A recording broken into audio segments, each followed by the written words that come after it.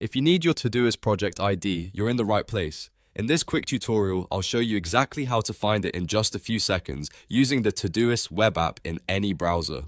This is super useful if you're connecting Todoist to another app, setting up an automation, using an API, or just trying to identify a specific project more precisely. If this video helps, please take a moment to hit like and subscribe for more simple software tutorials just like this.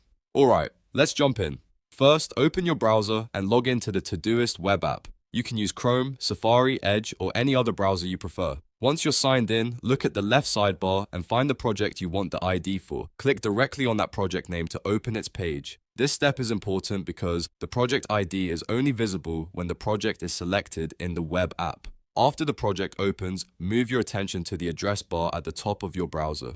You'll see a URL with a long link in it, and at the very end of that URL, there will be a string of numbers. That long number sequence is your Todoist project ID. In most cases, that's the exact value you'll need when another tool asks for a project ID or project number.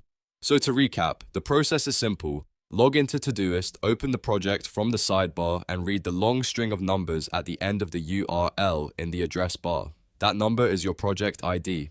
If you want more quick tutorials like this, don't forget to like the video, subscribe to the channel, and turn on notifications so you don't miss the next one. Thanks for watching, and I'll see you in the next video.